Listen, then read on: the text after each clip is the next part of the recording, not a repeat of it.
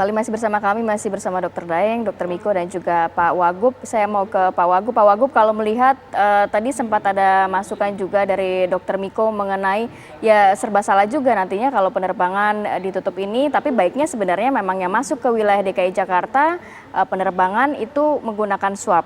Nantinya kebijakan-kebijakan yang diambil oleh Pemprov DKI Jakarta pastinya ada efek dominonya begitu ya. Bisa juga mematikan dari perekonomian. Nantinya akan seperti apa berarti Pak? Ya, tadi malam Pak Gubernur tidak mengumumkan bahwa penerbangan ditutup ya. Yang disampaikan terkait transportasi, perhubungan, tentu akan dilakukan pengetatan, jadi bukan ditutup. Jadi yang kedua terkait dengan penggunaan swab, memang selama ini kalau kita keluar kota atau datang dari luar kota itu memang ada syarat, yaitu harus mengikuti swab ya, dan hasil swabnya harus negatif ya. Yang ketiga terkait perekonomian, memang ini pilihan yang tidak mudah ya. Dulu ketika kita melaksanakan PSBB dimaksudkan untuk memastikan agar kesehatan, keselamatan warga menjadi prioritas. Kemudian di satu sisi karena dilaksanakan PSBB perekonomian menurun, orang yang bekerja ekonomi turun, maka mulai dilakukan pelonggaran ya. Namun demikian ketika dilakukan pelonggaran terus mulai dari 5 Juni hingga hari ini kemarin, itu dimulai akhir-akhir Agustus terjadi peningkatan yang signifikan. Apa artinya? Kalau kesehatannya memburuk, maka investasi juga tidak akan masuk ya. Dan ini juga dinilai negatif oleh pihak lain ya, khususnya dari negara lain. Kalau situasinya memburuk terus, maka ekonomi juga tidak akan tumbuh, investasi tidak akan datang, dan ini juga berakibat pada pertumbuhan ekonomi juga. Pak Wagub. Oleh Pak Presiden, kita harus menggunakan kesehatan. Diharapkan dengan pemerintahkan kesehatan, maka kalau kesehatan membaik, maka dengan sendirinya ekonomi akan membaik. Oke. Nah, Pak, kalau dengan kebijakan PSBB ini kita ingin tahu Pak realisasinya kerjasama atau setidaknya komunikasi dengan wilayah Jawa Barat dan Banten lah yang berdekatan dulu dengan yang beririsan dengan DKI Jakarta. Karena mobilitasnya juga kan masih tinggi, Pak Wagub. Ya sesungguhnya kalau kita melihat bahwa wilayah daerah penyangga sekitar Jakarta seperti yang tadi saya sebutkan Tangerang, Bogor, Depok, Bekasi, itu Pak Ridwan Kamil sendiri dan juga Pak Wahidin Halim, Gubernur Banten, itu sering menyampaikan bahwa wilayah tersebut itu sudah menjadi seperti satu kesatuan lah dengan DKI, sehingga kebijakan di daerah tersebut memang berbeda. Dengan Serang umpamanya Pandeglang di Banten, berbeda dengan Cirebon umpamanya Bandung di Jawa Barat ya. Jadi daerah tersebut itu lebih banyak mengikuti apa yang menjadi kebijakan di Provinsi DKI Jakarta. Karena memang umumnya atau paling tidak banyak sekali masyarakat yang tinggal di daerah tersebut itu sebetulnya bekerjanya juga di Jakarta.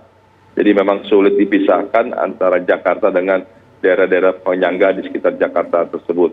Jadi itu Jabodetabek itu dianggap bagian dari Jakarta, sehingga kebijakan yang diambil itu umumnya sama dengan kebijakan yang diambil di Jakarta. Oke, jadi kemungkinan wilayah-wilayah tersebut akan juga menerapkan PSBB yang lebih ketat lagi? Ya tentu itu menjadi kewenangan daripada Provinsi Banten, Provinsi Jawa Barat, dan kabupaten kota sekitarnya ya. Namun sejauh ini, selama ini, umumnya kebijakan yang diambil oleh pimpinan daerah tersebut, umumnya mendekati apa yang diambil oleh DKI Jakarta. Tapi dalam hal ini Pemprov, ini kan memang diserahkan ke Gubernur Jawa Barat, Gubernur Banten. Tapi dalam hal ini Pemprov meminta nggak kepada, atau meminta mendorong begitu pada Jawa Barat dan juga Banten, ayo dong ikut dengan kebijakan kami gitu. Karena kita juga sama-sama punya tanggung jawab. Ya itu nanti juga akan kita bahas mulai hari ini dengan daerah-daerah tersebut, dengan pimpinan, dengan kepala daerah, wakil kepala daerah di daerah tersebut. sebagaimana juga sudah kami sampaikan kemarin, bahwa kali ini kami akan ada koordinasi rapat dengan pimpinan daerah tersebut untuk mempersiapkan berbagai kemungkinan yang ada dimulai Senin ke depan. Pak Wagub, nantinya kan akankah ada bantuan sosial lebih untuk warga di DKI Jakarta melihat beberapa sektor juga mungkin tidak akan bergerak begitu selama PSBB? Selama ini sejak awal pemerintah provinsi dan pemerintah pusat melalui Kemenkos telah secara rutin memberikan bantuan ya, paket sembako kepada masyarakat atau keluarga yang rentan tidak kurang dari 2,45 juta paket bantuan atau sembako yang kami berikan untuk masyarakat di wilayah DKI Jakarta. Dan ini tidak berhenti, ini terus akan kita laksanakan setidaknya sampai Desember yang sudah kita sepakati bersama dengan pemerintah pusat dalam hal ini dengan Kementerian Sosial Republik Indonesia. Oke, saya mau ke Dokter Daeng. Dokter, kalau dari kacamata tenaga medis, kita sudah sama-sama mendengarkan penjelasan ya dari Pemprov DKI Jakarta. Ada lagi nggak mungkin celah yang masih harus ditambal nih dari perspektifnya tenaga medis agar apa yang diupayakan oleh Pemprov DKI Jakarta ini bisa berhasil dan tidak menjadi pekerjaan tambahan yang berlarut-larut bagi para tenaga medis? Ya, tadi kan sudah disampaikan ya, yang pertama yang perlu dilakukan karena fasilitas ini minggu depan diperhitungkan akan terlampaui, maka harus cepat meningkatkan kapasitas pelayanan. Yang kedua, harus ada penguatan pendamping PSBB, ya, supaya lebih berhasil. Yang pertama tadi kami sepakat dan sangat menyambut baik kalau isolasi mandiri itu dilakukan berkelompok, memanfaatkan gedung-gedung yang ada sehingga termonitor dan terawasi dengan baik. Ya. Itu mencegah masifnya penularan di masyarakat. Yang ketiga, yang penting, ini kan kuncinya sebenarnya ada pada 3T dan 3M. 3T itu tracing, testing, ya, dan treatment. Ya. Yang 3M itu kan protokol kesehatan, ya, memakai masker, mencuci tangan, kemudian menjaga jarak atau menjaga tidak di kerumunan.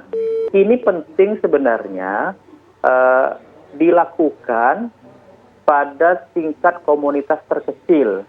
Nah, saya berharap untuk melakukan ini, usul saya mudah-mudahan ini bisa dilakukan di DKI, itu koordinasi dengan sampai tingkat RW atau RT. Manfaatkan pos kampung.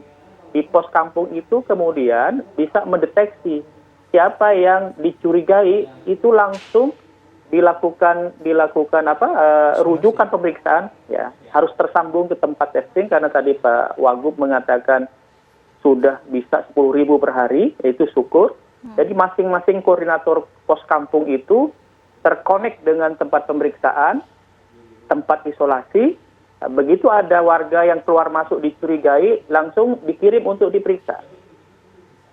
Kalau itu dilakukan, maka deteksi kasus itu cepat dan itu dengan mudah juga melokalisir kasus yang ada sehingga tidak terjadi penularan minimal di daerah kampung tersebut. Daerah tersebut ya.